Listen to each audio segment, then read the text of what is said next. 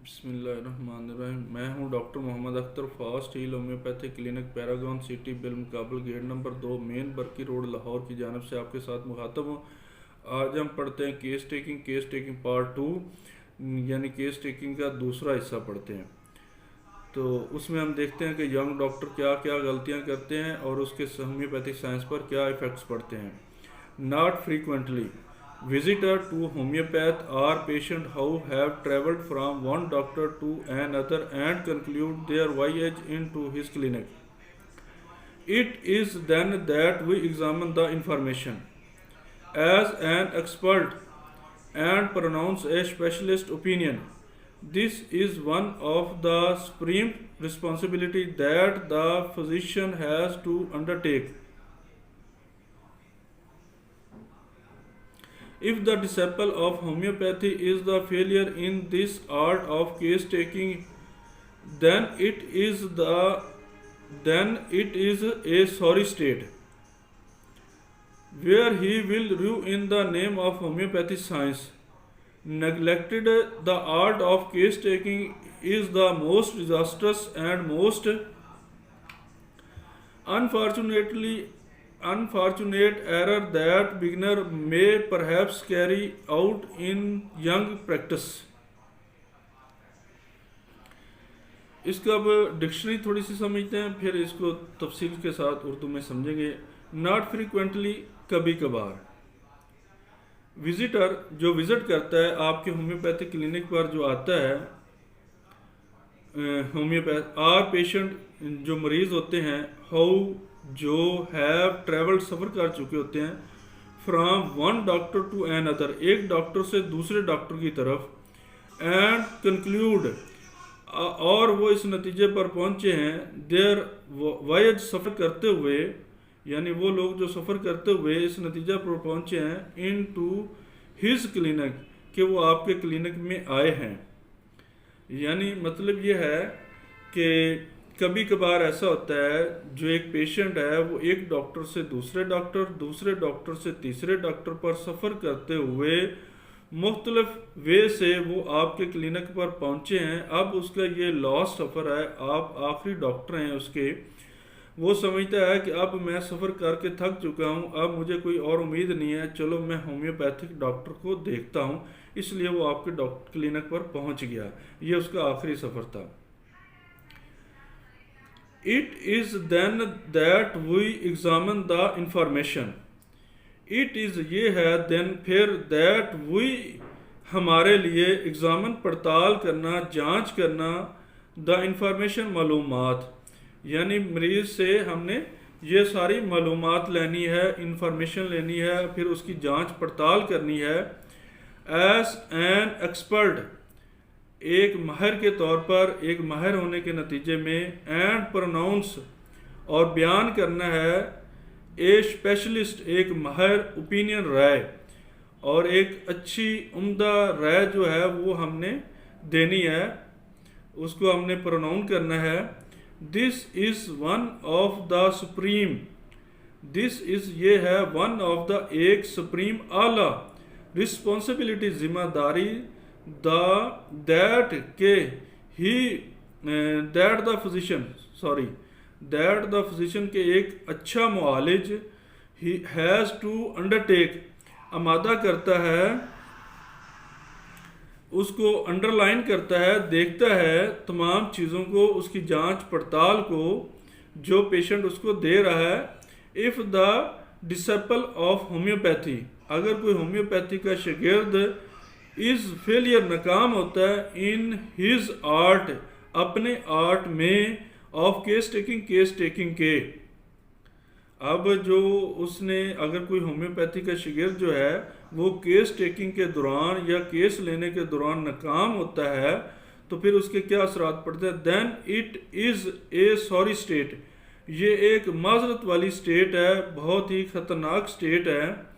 Where he will ruin the name of homeopathic science, where he will, वहाँ उसने बदनाम कर दिया, ख़राब कर दिया, तबाह कर दिया, the name of homeopathy science, homeopathy science का नाम। क्योंकि उसने केस टेकिंग अच्छे तरीके से नहीं की जिस तरह से करनी चाहिए थी।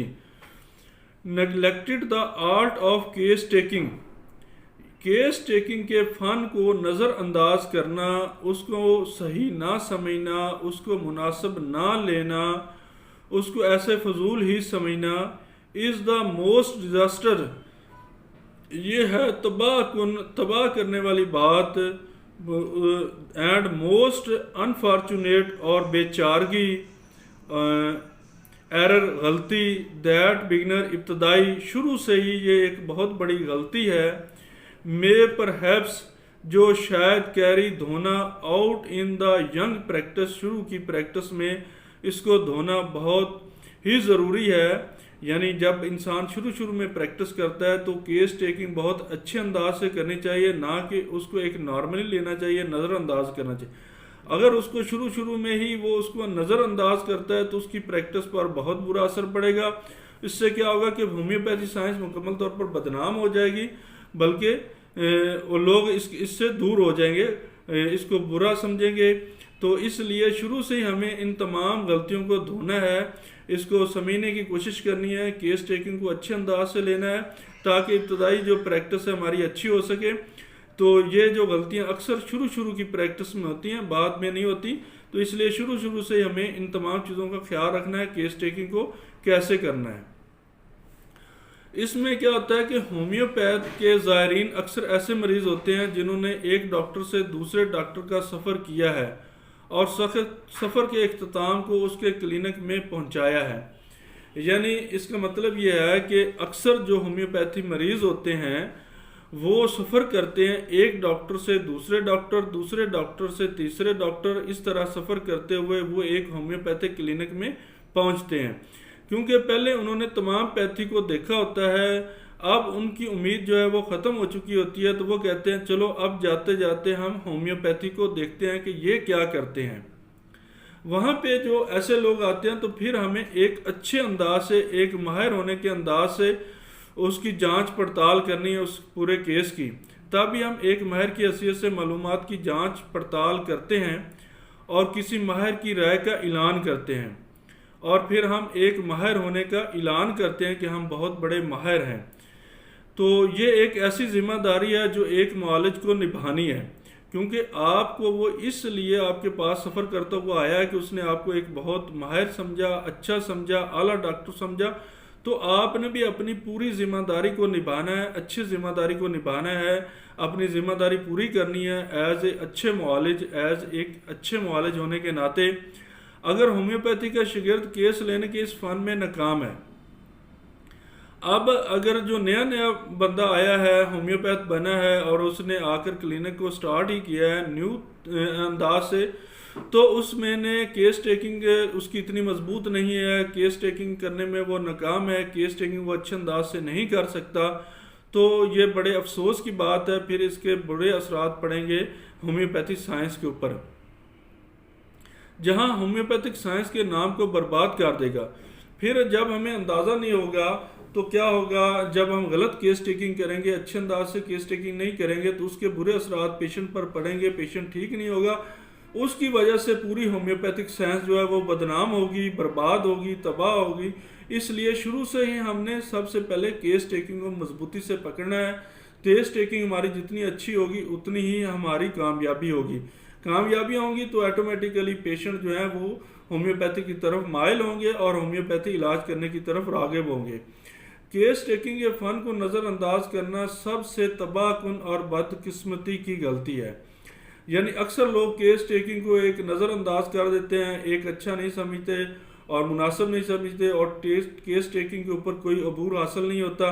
तो इस अबूर हासिल ना होने की वजह से नज़रअंदाज करते रहते हैं। रेपर्टी के ऊपर अबूर हासिल ना हो, अगर मटीरिया मेडिका के ऊपर अबूर हासिल ना हो, ऑर्गेनन के ऊपर अबूर हासिल ना हो और फ़िलासफ़ी के ऊपर अबूर हासिल ना हो, तो फिर केस टेकिंग पर भी अबूर नहीं होता। तो फिर उस तमाम बातों को वो नज़रअंदाज करते हैं। तो नज़रअंदाज करने से क्या होता है कि होम्योपैथी साइंस बदनाम होती है, उसके ऊपर इसके बुरे असरात पड़ते हैं। जब उस पर बुरे असरात पड़ेंगे तो लोग होम्योपैथी से दूर भागेंगे, ना कि इसके करीब आएंगे। और ये होता कब है, ये शुरू में होता है जब नए होम्योपैथ डॉक्टर बनकर आते हैं, उस वक्त होता है। तो इसलिए हमें इन तमाम शुरू से ही गलतियों से बचना है। अगर हम शुरू से गलतियां करेंगे तो हमेशा वो हमारी प्रैक्टिस के ऊपर असरअंदाज रहेंगी। अगर हम शुरू से ही इन तमाम गलतियों को धो लेंगे, अच्छे अंदाज से कर लेंगे, समेट लेंगे, अपनी गलतियों को समझ लेंगे और अच्छे अंदाज से केस टेकिंग करेंगे, तो फिर अच्छे असरात पड़ेंगे। आने वाली प्रैक्टिस हमारी और शानदार हो जाएगी, चमकदार हो जाएगी, जिससे लोग होम्योपैथी की तरफ ज़्यादा जो राग़िब होंगे और इलाज कराने की तरफ आएंगे। तो इसलिए हमें केस टेकिंग पर पूरी तवज्जो देनी चाहिए। इंशाल्लाह फिर अगली वीडियो में आपके साथ हाज़िर होते हैं। तब तक के लिए इजाज़त दें। अल्लाह हाफिज़।